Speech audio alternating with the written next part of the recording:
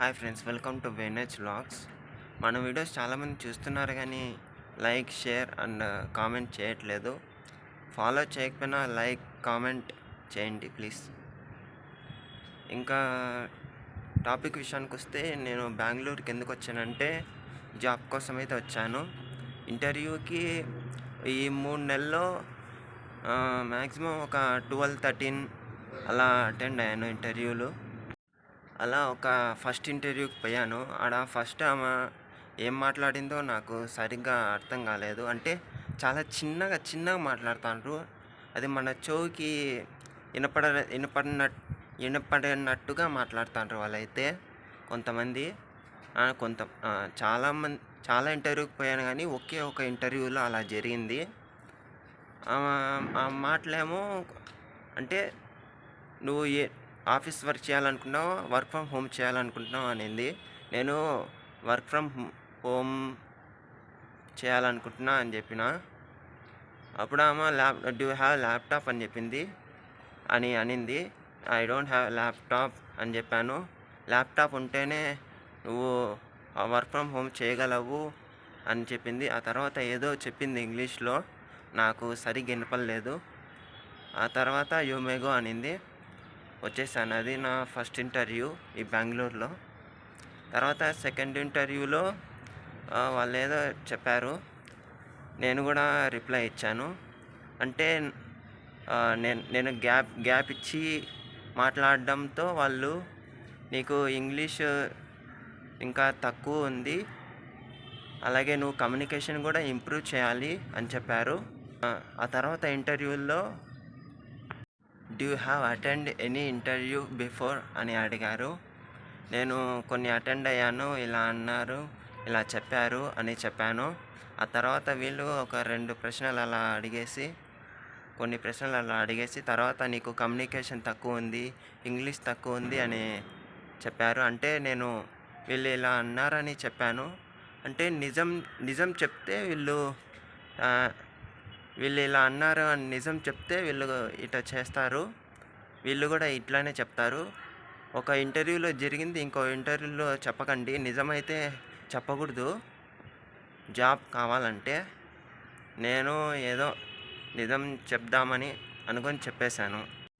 ఇంకో ఇంటర్వ్యూలో వాళ్ళు 20K డేటా ఎంట్రీ అని చెప్పాను. డేటా ఎంట్రీకి అయితే మా దగ్గర 2 ఆప్షన్లు ఉన్నాయి. 20K 20,000 శాలరీ, అట్నే ఆ 20,000 శాలరీ దాంట్లో వర్క్ ప్రాసెస్ ఒక 400 పేపర్స్ చేయాలన్నారు. దీన్ని ఒక 30 డేస్లో ఫినిష్ చేయాలి అని చెప్పారు. ఆ తర్వాత సెకండ్ ఆప్షన్ అంటే 30K, మంత్లీ 30K శాలరీ, ఒక 30 డేస్ మ్యాక్సిమం 40 డేస్లో పూర్తి చేయాలని చెప్పారు. 500 పేపర్స్ అని చెప్పారు. ఈ 20K శాలరీ దానికి 4,000 సెక్యూరిటీ డిపాజిట్ చేయాలంట. ఆ తర్వాత శాలరీ మనకు పడిపోతుంది అని చెప్పింది. ఈ 30K దానికి కూడా 5,000 సెక్యూరిటీ డిపాజిట్ చేయాలని చెప్పింది. ఇంకో ఇంటర్వ్యూలో వాళ్ళు 2 months మీకు ఇంగ్లీషు అలాగే స్కిల్స్ నేర్పిస్తామని చెప్పారు. ఇదే విషయం మా వాళ్ళతో చెప్పాను. మా వాళ్ళు అయితే ఇది వద్దు, వెళ్ళొద్దు అని చెప్పారు. ఇంకో ఇంటర్వ్యూకి వెళ్ళాను. అది ఆల్మోస్ట్ సక్సెస్ అయ్యేది. ఎందుకంటే వాళ్ళు 12K శాలరీ ఇస్తా అన్నారు. అక్కడికి ఆ కంపెనీకి వెళ్ళడానికి నాకు 320 రూపీస్ పడింది ఇద్దరికి కలిపి. అంటే ఆ లెక్కన క్యాలిక్యులేట్ చేస్తే 320 రూపీస్, 150-160 రూపీస్. దీన్ని మంత్కి క్యాలిక్యులేట్ చేస్తే సుమారుగా అవుతుంది. అందుకే 3,000-4,000 అలా అవుతుంది ట్రావెలింగ్ ఎక్స్పెన్సెసే. మిగిలిన 8,000 నేనేం చేయాలా అనే విషయాన్ని నేను నోటీస్ చేశాను. ఆలోచించి ఇది వద్దు అని అనుకున్నాను. ఆ తర్వాత మళ్ళా ఏదో ఒకటి పర్వాలేదులే అని పోదామని అనుకున్నాను. అనుకొని మళ్ళీ వాళ్ళకి ఫోన్ చేస్తే, వాళ్ళు ఇట్లా 6 మెంబర్స్ ఉన్నారు నీకంటే ముందు, వాళ్ళని ఇంటర్వ్యూ చేసి తర్వాత 2 minutes ఆగి చేస్తాను అని చెప్పాడు. 2 minutes ఆగి చేస్తానని చెప్పాడు, కానీ 2 hours అయినా చేయలేదు. ఇంకా చేయడులే అని మళ్ళా నేనే ఫోన్ చేశాను. చేస్తే ఆయన ఏమన్నాడంటే, ఈ జాబ్ని హోల్డ్లో పెట్టాము, తర్వాత వస్తుంది అని చెప్పాడు. ఇంకా ఈ పీజీల విషయానికొస్తే బెంగుళూరులో పీజీలు అదే రెంట్ హౌస్ చాలా ఎక్స్‌పెన్సివ్. అంటే 20,000 13 అప్పుడున్నాయి. ఇప్పుడు 20, 22, 25 అలా ఉన్నాయి ఒక హౌస్ రెంట్. ఇంకా ఇంకా చాలా తక్కువలో దొరకాలి అంటే బెంగుళూరులో పీజీలుంటాయి. ఈ పీజీల్లో 3 షేర్, 4 షేర్, 5 షేర్ అలా ఉంటుంది. అలా ఒక్కొక్కరికి 5,500 నుంచి 6,500 వరకు అయితే ఉంటుంది పీజీ రెంట్. మీరిక్కడికి రావాలంటే బెంగుళూరులో అయితే చాలా ఎక్స్‌పెన్సివ్ అన్నీ. ఇక్కడ రెంట్ గానీ, ఖర్చులు గానీ చాలా ఎక్కువగా ఉంటుంది. మీరు చూసుకొని రావాలి. అది ఇంకొక ఇంటర్వ్యూలో ఏమైందంటే బీటీఎంలో ఒక కంపెనీ ఉంది. ఆ కంపెనీ తరపున నాకు ఒక కాల్ వచ్చింది. డేటా ఎంట్రీ ఇలా అన్నీ ఉన్నాయి. నేను డేటా ఎంట్రీ ఎంచుకున్నాను. ఆమె డేటా ఎంట్రీ ఉంది అని చెప్పింది. ఆ తర్వాత లొకేషన్ పెట్టింది. మెసేజ్లో పంపించింది లొకేషన్ కూడా.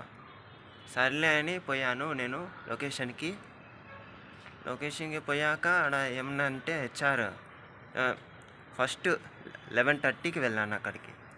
11:30కి వెళ్తే నాకు 2:50 వరకు వెయిట్ చేపించి తర్వాత పంపించారు. 2:40 అలా వెయిట్ చేపించి హెచ్ఆర్ దగ్గర పోయాను. ఆమె ఫస్ట్ ఏమనిందంటే, నీకు వర్క్ ఇలా ఉంటుంది, డేటా ఎంట్రీ చేయాలనుకుంటున్నావా అనింది.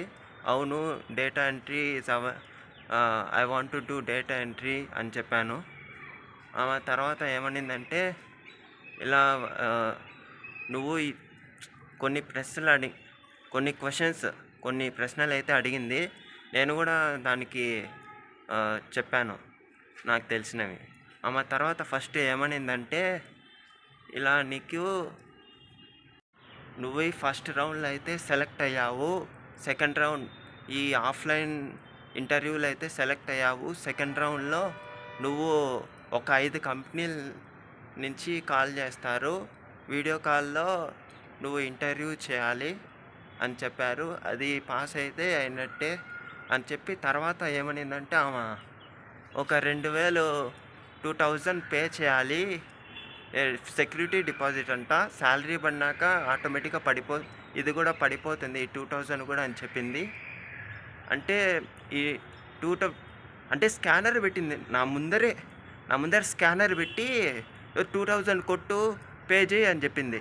తర్వాత ఆమె స్కానర్ పెట్టాక నేను మా వాళ్ళతో ఇలా చెప్పాను, ఇలా 2,000 అడుగుతున్నారు, ఏం చేయాలా అని. అప్పుడే ఆమె ముందరే ఫోన్ చేసి చెప్పాను. ఫోన్ చేసి చెప్పాక మా వాళ్ళు ఏమన్నారంటే, ఇలా వద్దు, అది ఫేక్ అని చెప్పారు. ఆ తర్వాత నేను మా వాళ్ళ ఫోన్ పెట్టేసి నేను చెప్పాను, I don't want to do this job అని చెప్పాను. నాకు ఈ జాబ్ చేయడం ఇష్టం లేదు అని చెప్పాను. వాళ్ళు ఏమన్నారంటే, నేను ఈ 6 నెలలు ఇంకో 6 నెలలు నువ్వు ఏడ పని చేయకుండా చేస్తా అని చెప్పిందామా.